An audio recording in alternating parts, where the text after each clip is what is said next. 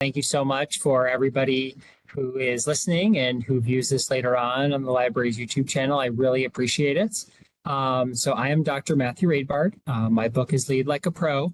Like Dina said, I've spent my entire professional career in college athletics, first as a men's college basketball coach and then as a college athletics administrator. And it was really during my coaching career where I was constantly feeling like I didn't have the resources, I didn't have the education, I didn't have the knowledge to be able to be the leader that I wanted to be. I constantly felt myself looking around, looking at books, looking for webinars, looking for different resources to be able to learn more about learn more about leadership. And while there were a lot of leadership books out there, while there were a lot of leadership programs, they were primarily geared towards organizational leadership or managerial leadership, leading adults within a workplace setting. There weren't a lot of resources or books or webinars or anything like that to educate and teach me on how to be a leader to the very specific and unique population of 18 to 22-year-olds that I was working with on a daily basis. And then as I thought more about it, as I started doing more research, I thought to myself, if this was my full-time job to be a coach and I'm lacking in the resources, what about the parent who volunteers to coach their son or daughter's team? What about the high school coach who's also a teacher? What about the youth sports or rec coaches who are out there season after season coaching all these different groups of kids? Where are the resources for them? And that's why I wrote the book, was really to be a guide and provide coaches at all levels of sports with knowledge and tools to be able to be more effective leaders and navigate all the different leadership roles that coaches find themselves in on a weekly and sometimes daily basis. So the main thesis of my book and kind of what I start off every time I'm talking to a group or any type of program or presentation is the idea that coaches are leaders. And, when I talk about coaches being leaders, to groups, I get all sorts of different reactions. Some people are full on embracing it. Yes, I'm a coach. I'm a leader. I need to become a better leader, but I know what my job is. And then there are other folks who say, I'm kind of a leader. I'm not sure if I'm a leader. This isn't really my full-time job. And then there are folks who say, I'm just volunteering to coach my son or daughter's team, or I'm just, I'm coordinating a youth or rec sports league. I'm not really a leader. It's different. And no matter what bucket you think you fall into, or you perceive yourself to fall into, I want to set off right at the top that you are a leader. It doesn't matter whether it's your full-time job, a part-time job, or something you're just volunteering a few hours a week. It doesn't matter what level of sports you coach, what sport you coach, what age group you coach. None of that matters. If you are a coach, you are a leader. And that leads directly into the second main point that I always want to pin down on at the beginning when I'm talking to groups or doing any type of training, which is the idea that all of the decisions you make for your kids, your team, are leadership decisions. And this is one where I get even more pushback. And I oftentimes get pushback from college coaches who tell me that, yeah, I'm a leader. Yeah, the decisions I make are leadership decisions, but that's really just the big decisions. The decisions that seemingly have the most impact on outcomes, namely winning or losing. Like, who I play at the end of the game, what I emphasize at practice, what play I run with the game on the line. Those are really big, important leadership decisions. But all the other decisions that I make, they're just decisions that coaches have to make, just like any other person who's in a leadership or managerial role. Well, if you're a leader and you're making decisions, those are leadership decisions. So if we prescribe the fact that we're a leader as a coach, then all the decisions that we make for our athletes and teams, even ones that are seemingly smaller and inconsequential, are leadership decisions. But just drilling down a little bit on those small inconsequential decisions that sometimes we gloss over, I encourage you to really think very intentionally about those decisions, because even though at the time they may seem like small, inconsequential leadership decisions, a number of those made over the course of a game, a week, a season, a child's career, one of my student athletes in college, that's going to have an enormous effect on other outcomes, sometimes winning and losing, which is important, but also other, I would say, equally, if not more important outcomes, like, do they have a great experience? Did you build a really strong relationship with them based on mutual trust and respect? Do they want to stay with the sport? Those are all huge outcomes, and I would say bigger than winning and losing, that are affected by your leadership decisions. And those aren't just decisions you make like, do I play this athlete or do I play this other athlete? Or do I emphasize this at practice or that at practice? It's about how you communicate. Do you communicate feedback one-on-one? Do you do it in a big group? Neither is right or wrong, but based on the individual needs of your athletes and team, one of them may be more effective than the other. An athlete who doesn't have a lot of confidence, is new to the sport or new to the team, they may not be able to receive feedback or your direct communication in a large group. Whereas your kids who have more confidence, who are really developing and excelling and already showing leadership skills on the team, they may be able to take that feedback in front of a group of their peers and be able to run with it. So being very intentional about your leadership decisions and also making sure that you're always viewing your decisions through a leadership lens is going to help you make the best decisions for your athletes and team and get more of the intended outcomes that you're hoping for. So that's why coaches need leadership training and education. When I was first coming up in coaching, I always felt like, how do I be a better leader?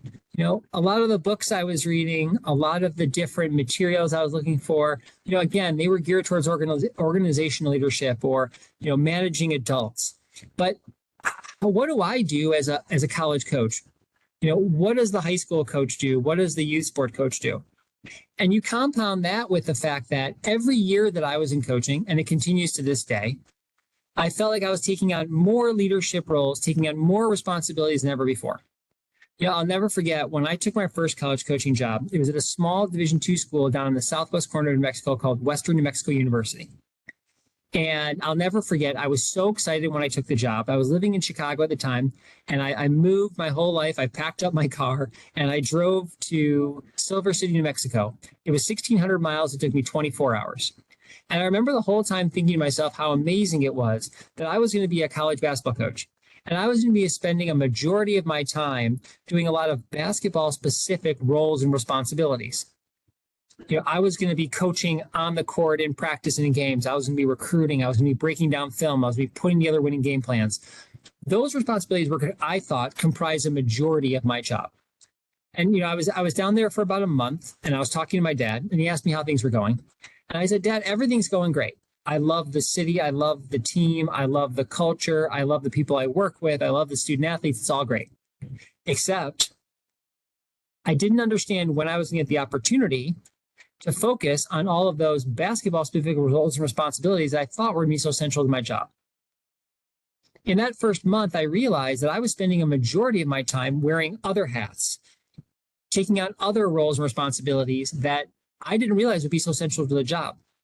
I was actually spending an outsized portion of my time in my coaching role as a study hall monitor, a class checker, a chauffeur, a nutritionist, a dietitian, a friend, a mentor. I was wearing all these other hats, taking on all these other roles and responsibilities, which were all important, and they were all leadership roles.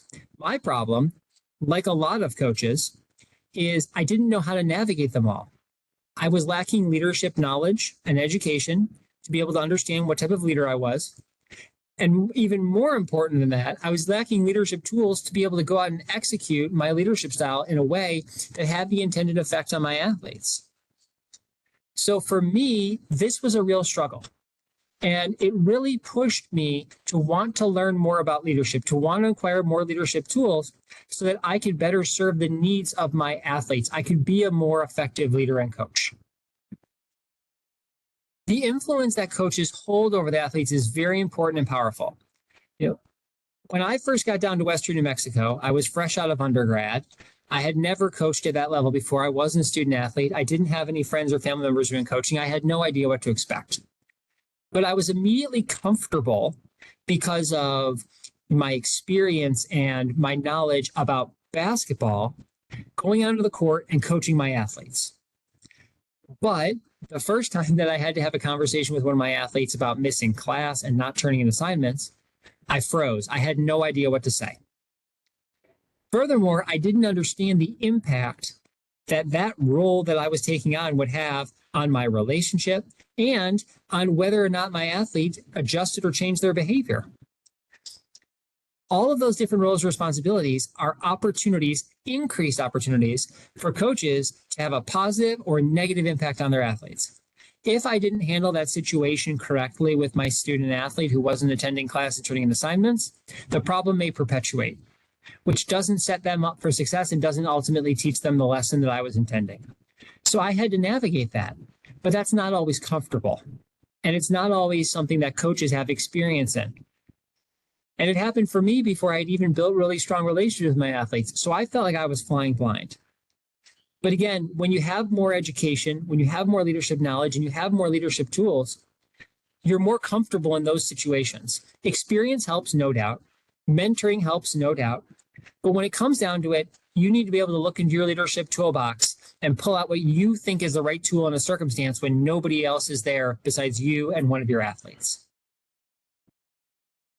So a lot of what came out of my research and what I talk about in my book is the idea of the leadership gap. And what I realized from my research was that there were two main factors that were deterrents in coaches being successful. And the first main reason, which has thankfully been addressed a lot more over the last few years as more coach-specific resources have become available on leadership. But the first reason for that gap is coaches just not having enough foundational leadership knowledge. You know, I firmly believe, and whenever I do a training with any group, coaches at any level, we always start off the training by saying, write down what your leadership style is. Don't write down a leadership style. Don't write down transformational leadership. Don't write down servant leadership. Those are great leadership styles, but that's not your leadership style.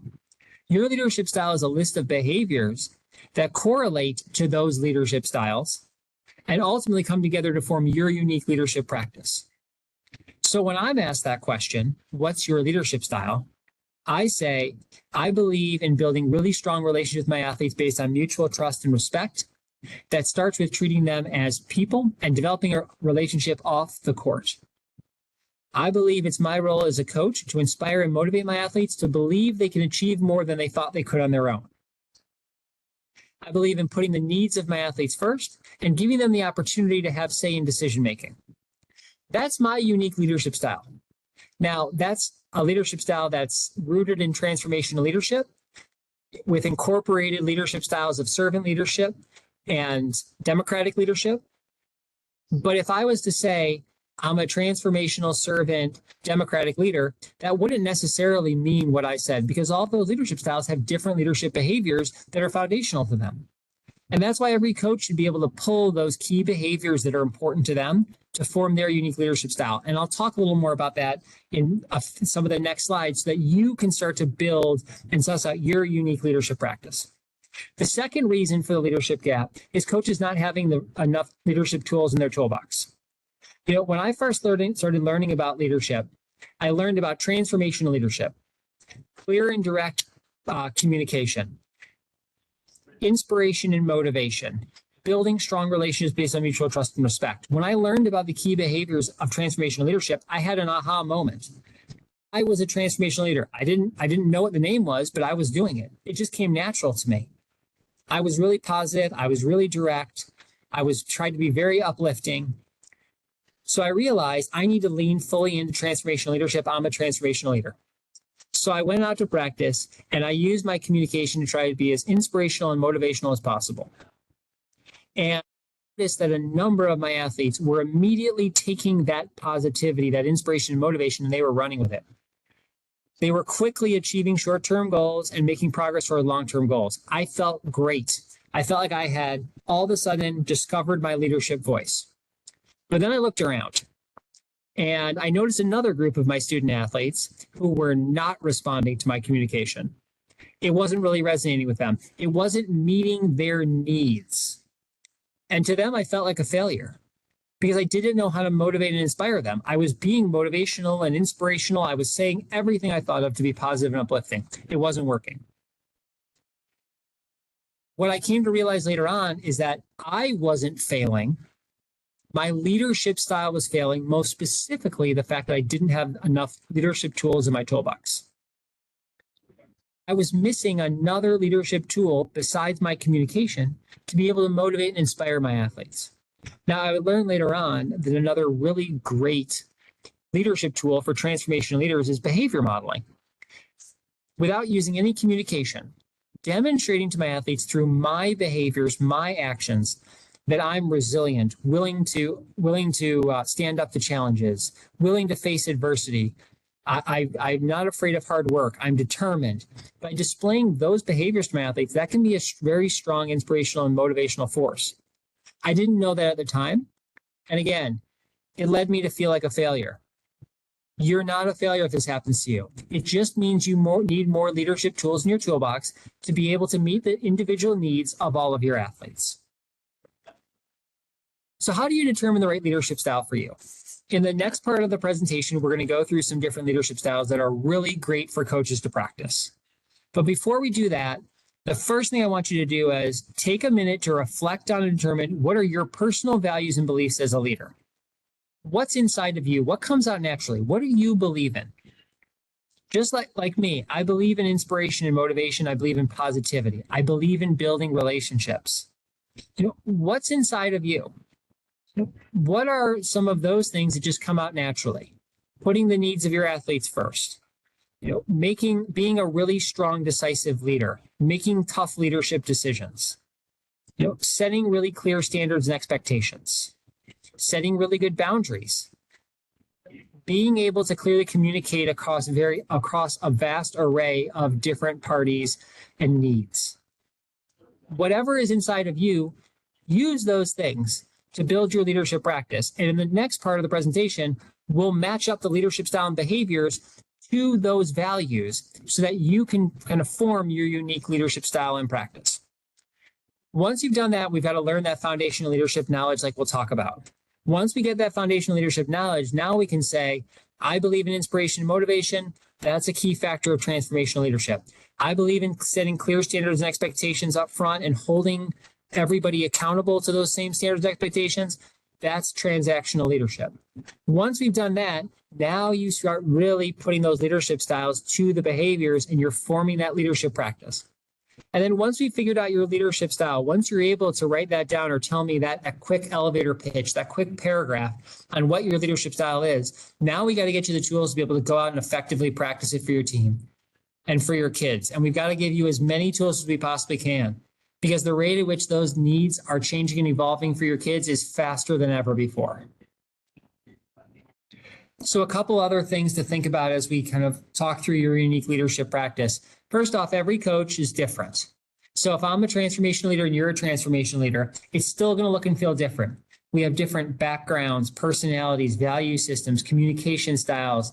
We've had different experiences. We come from different places. We view the world differently through a lens of transformational leadership. And that's okay. Nobody's leadership style is going to look exactly the same, even if we have very similar values and beliefs. No leader only practices one leadership style. It's common to have one or two foundational styles and incorporate behaviors from other key styles. At the foundation, I'm a transformational leader, but I incorporate key behaviors from servant leadership and democratic leadership to form my unique leadership style. You may not have a foundational leadership style. You may pull evenly from 4 or 5 different leadership styles to form your unique leadership style. That's perfectly fine. There's no right or wrong way to build your leadership practice. And then remember, your leadership style is constantly going to change, evolve, and grow as a coach. As you get more experience, as your perspectives are more informed and change, as the needs of your kids change. That's all going to inform your leadership practice. And some of those adjustments are going to be ones that you specifically make or specifically incorporate, and others are just going to happen naturally as you're coaching, as you're building relationships. Both are perfectly fine. So what my hope for every coach is, once they've established what their leadership style is, once they've acquired those leadership tools, is to be able to then go out and make intentional leadership choices. And that's where you ask yourself these and other really important questions. And then you make leadership choices to help get you towards the answers. So for example, What are my goals for the team? My goal every year was that I wanted my team and my kids to have a great experience. Knowing that's my goal, knowing I'm a transformational leader, now I can make intentional leadership choices to help me hopefully get to the outcome of everybody having a great experience. So how do I do that? I work to build really strong relationships with my athletes. What's a tool that I use? Well, one tool that I used was every time I saw my athletes on campus, walking around the arena, when they came to my office, the first thing I always asked them had nothing to do with basketball. I wanted to establish that personal relationship, not player coach, but just two people talking. I wanted to transcend the player coach relationship and build a relationship that was broader and stronger than that. That was one tool that I used to try to build those relationships. I always tried to give my athletes a little insight and input into team decision making because it really helped buy-in and it really helped them have a stake in ownership in what those decisions were. Sometimes I would let them, if I felt like I had a really mature or strong group that had really developed leadership abilities, I let them have input into bigger decisions. Sometimes it was smaller decisions. But either way, it was really important to me to incorporate their voice into team decision making and let them know that they were a part of this team too. That's how I practice democratic leadership, and that's a tool that I used. So now we're making intentional leadership choices based on our unique leadership style that are hopefully getting us towards those answers of everybody having a great experience. So in the next part of the program, I'm going to talk through different leadership styles and some really great tools for practicing them. And hopefully, as you're hearing these leadership styles and their foundational behaviors, you'll start to build your unique leadership practice. So the first leadership style is transformational leadership, which is really rooted for coaches, oftentimes in inspiration and motivation. We talked about your communication is a really great tool for this, and behavior modeling is a really great tool. But what are some other really great tools that transformational leaders can use? Working to inspire the confidence in your athletes is another really great tool. Sometimes as coaches, we need to take a step back and realize that it's not that our kids don't want to do it. It's not they don't understand how to do it. It's just that trying to improve your weaknesses, doing drills to improve your weaknesses, focusing on your weaknesses can be very hard. And some kids may not have the confidence to want to go out there and do it because there's probably going to be a lot of failure there. So what can you do to inspire that confidence? One thing I always tried to do with my athletes who I felt like really needed a confidence boost was when giving instructions, I would use the word we whenever possible. We can improve on this. We can figure this out. We can get through this together. We can make this change. It was almost like I was taking 50% of the burden off of them and putting it onto me. And they knew I was invested in their improvement and their change and whatever we were working towards that was better for them together.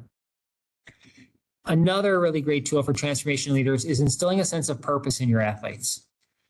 I can't even tell you how many times I had athletes who were struggling or hit a plateau or getting frustrated come to me and say, Coach, I don't understand my role. What they're asking is, what's my purpose on this team? Why am I here? What do I do that other people can't do? Or what can I do that other people can't do so that I can play more and have a more integral role? Defining those roles is so important. But also in defining those roles, making sure that everybody understands the importance of them. Especially, I saw this at the college level a lot, but I see this also a lot with groups of younger kids, even up through high school, that a lot of the kind of glamour things, scoring points in basketball, throwing and catching touchdowns, a lot of those things can have an outsized importance to kids. So as a coach, I think it's incumbent to work really hard to instill that sense of purpose and that everybody has a role to play on the team that's important. We can score all the points in the world, but if we don't get rebounds, if we don't pass the ball, if we don't help our teammates be in the right place, if we don't play defense, if we don't set screens, if we don't cheer our teammates on from the sideline, we're not going to be successful. We're just going to score a whole lot of points and lose. So all of those other roles are important, and everybody's role is important to team success. That's 1 through X on the team.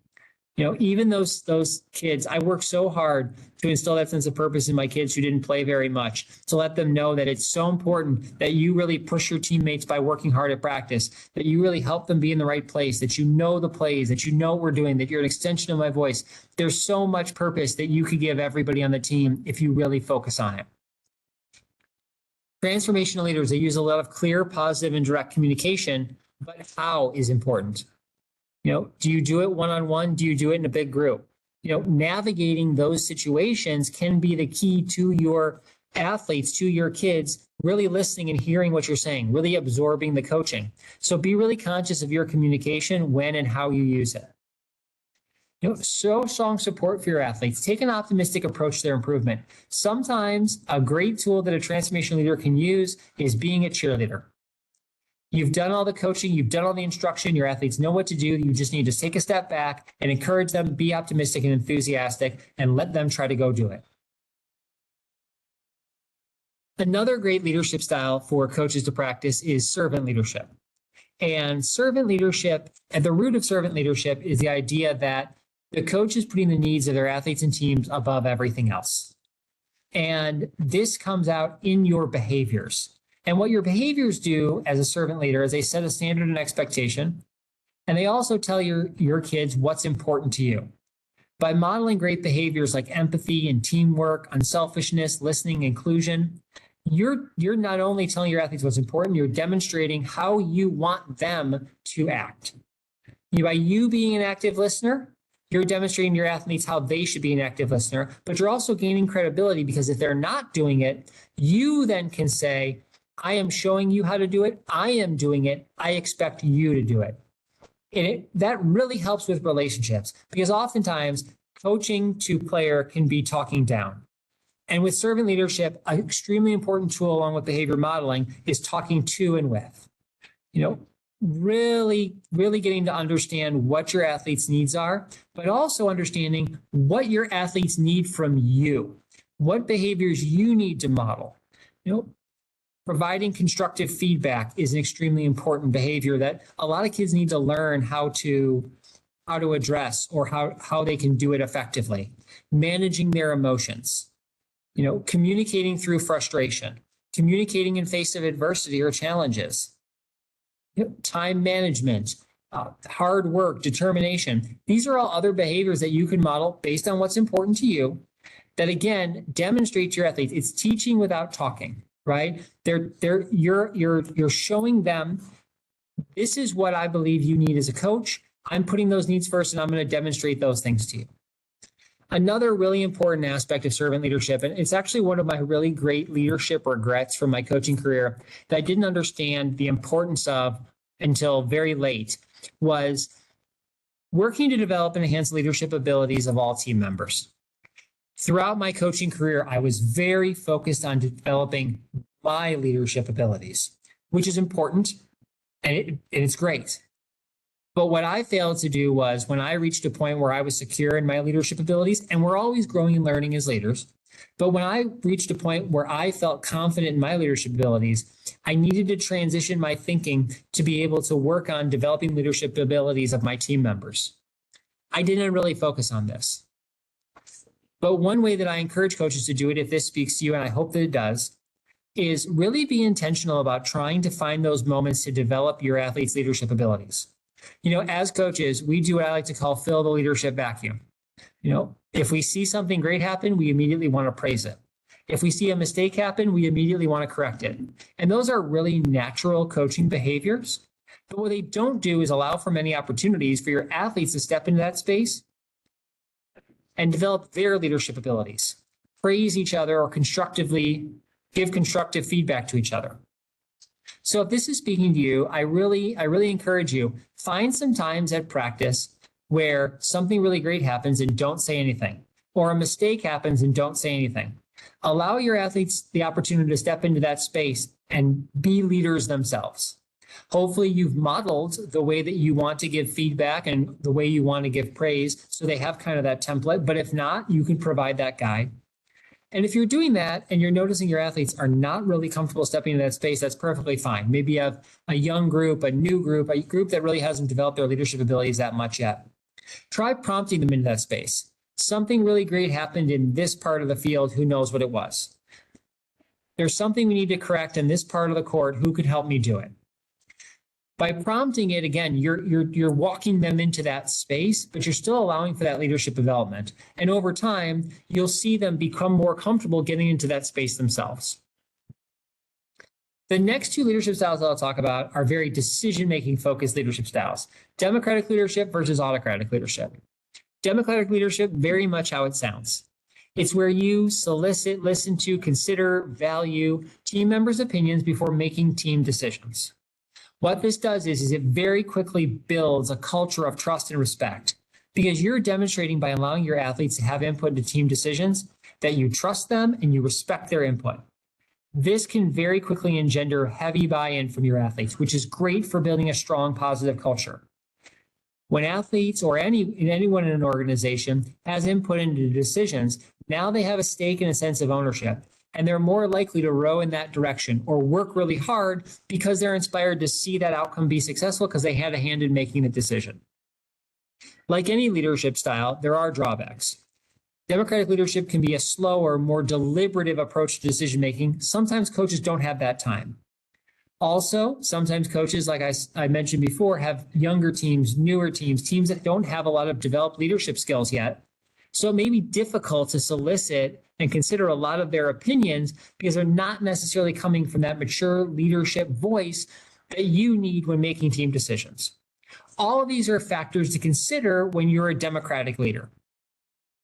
On the other side of the coin is autocratic leadership. And autocratic leadership is the exact opposite.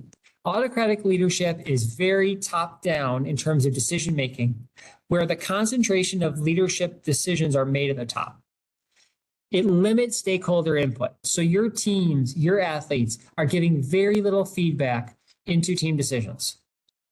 I know this could sound harsh, and I've heard from many coaches about how the connotation of being an autocratic leader is generally a negative one. But let's take autocratic leadership within the context of sports.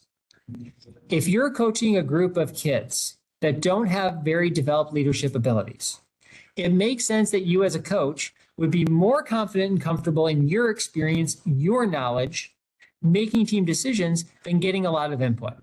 So I think it's very natural for coaches to tend towards autocratic at times, even more so than democratic, because as the coach, you're responsible for making team decisions and you're responsible for their outcomes. So it makes sense that you would want to have a much stronger and more outsized voice into what those decisions actually are because you're responsible for them. Like democratic leaders, autocratic leaders can still get really great buy-in and build a strong positive culture. It could happen, it happens more slowly over time because it's based on the series of decisions that you're making leading to positive outcomes, leading to growth and development, leading to the accomplishment of goals and success. But it's very difficult to argue or not buy in to a team culture or a team that's moving in the right direction under your leadership. So it's two different ways to get that same buy-in, get that same culture. But even if you identify as more of a democratic leader or more of an autocratic leader, at times, you're probably going to see some crossover. Democratic leaders have to make quick decisions when they can't get a lot of buy-in from their athletes first. They just have to make them more autocratically. And autocratic leaders sometimes get a little stumped on decisions and need input. It's totally fine to dip your toe into both waters, but I always suggest kind of veering towards one path or the other so there isn't confusion with your team and your athletes as to whether or not you want their input or not. Make sure they don't feel like it's selective. So the last leadership style I'll talk about, which is a leadership style that was much more popular in previous generations of coaches and athletes, but I still feel like is one that is very important to leadership today and is used by a lot of coaches today still. And that starts with transactional leadership, setting clear standards and expectations up front. If at the start of the year you have a team rules meeting where you lay out your standards, your expectations, and your rules, that's very transactional in nature. If you're late to practice 2 times, you can't start the next game. If you do this, this is what will happen. It's transactional in nature. And a lot of coaches still do that, and I encourage coaches to do that. because setting those standards and expectations up front starts to build your credibility as a leader. And as you hold your athletes and teams accountable over the course of the season, that again can help you build those really strong relationships as your athletes see that you're holding everybody to those same standards and expectations. You're holding everybody accountable. The key thing to remember with transactional leadership is it's a very inflexible leadership style. It's opposed to change. And because if you say to your team at the start of the year, it's a team rule that anybody who's late to practice 2 times can't start the next game. If right before the big game, your best player is late to practice again, if you start her in the next game, you risk undermining your credibility as a leader for your team.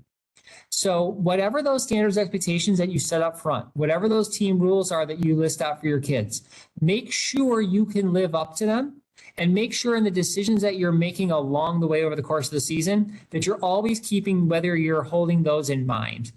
Because if you don't, if you slip up a little bit, again, you could risk undermining your credibility as a leader, which will quickly erode your team culture.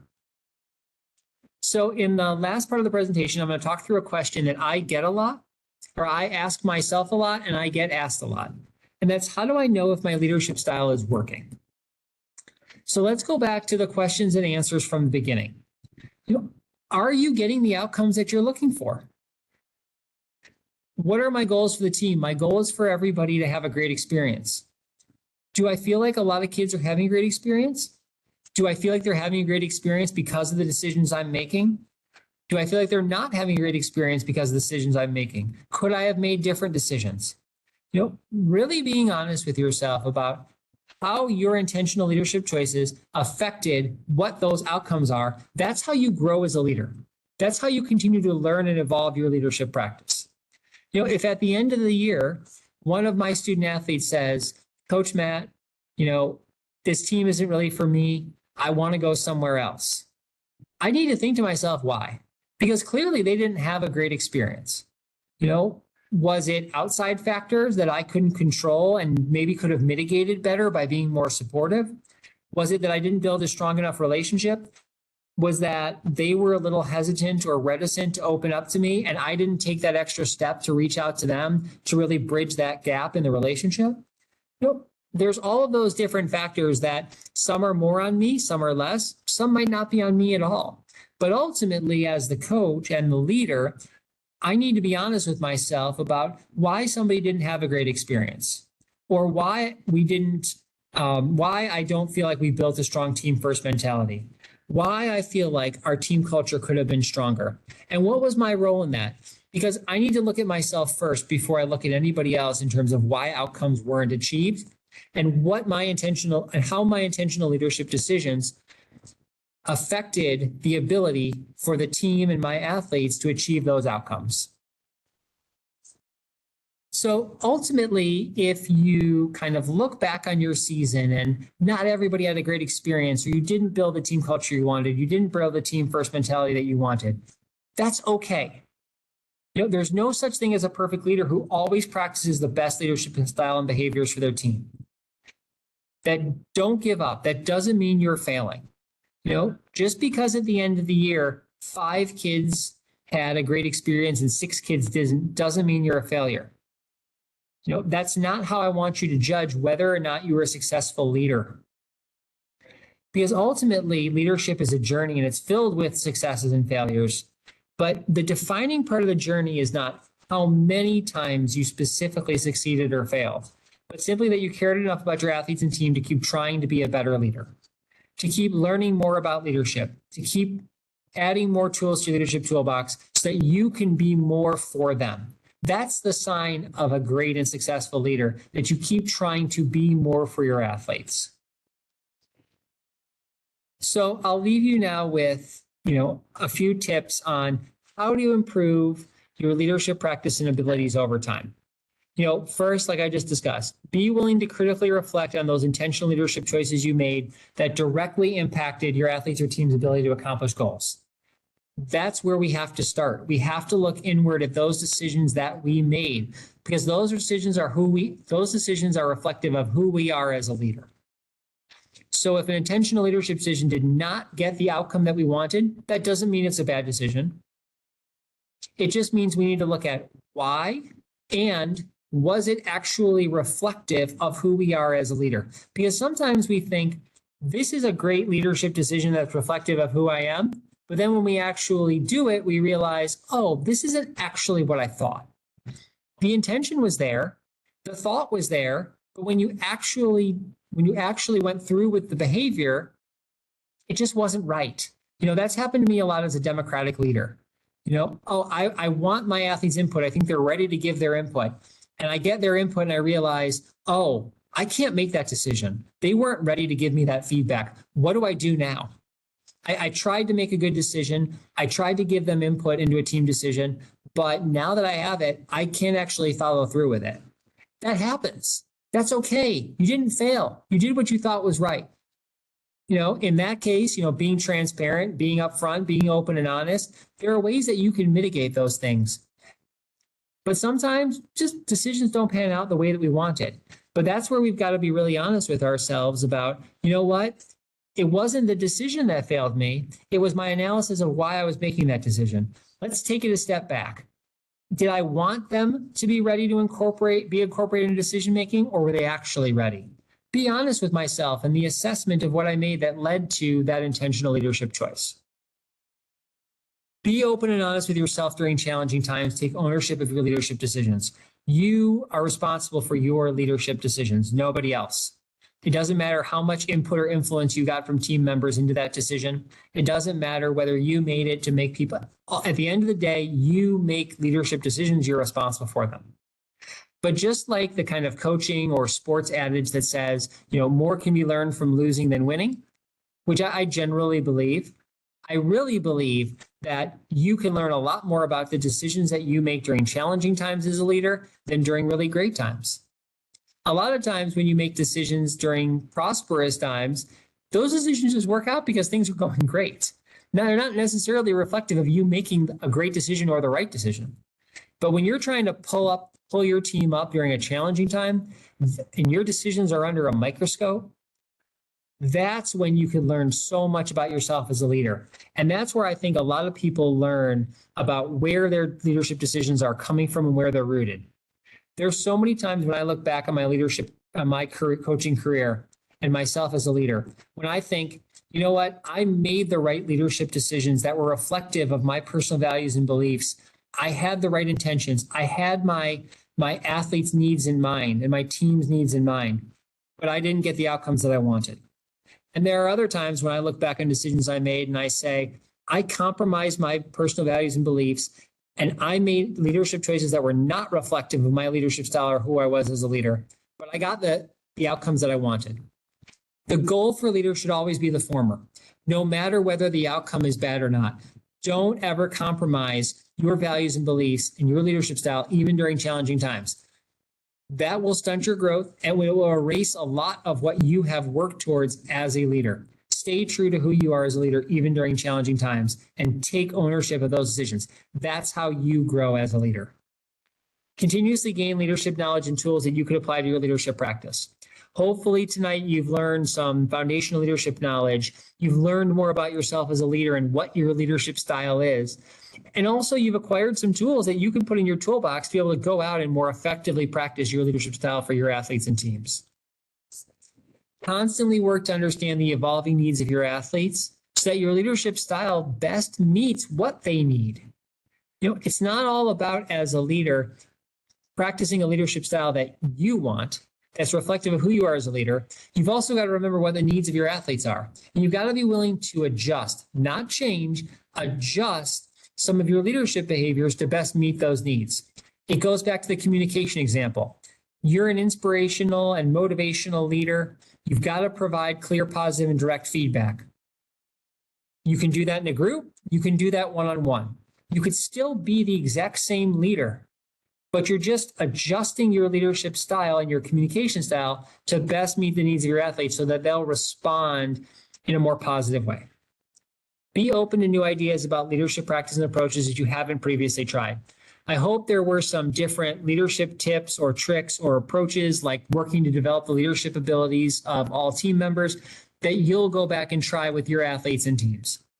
And then lastly, seek out and listen to feedback on your leadership practice from people that you trust. We all have blind spots.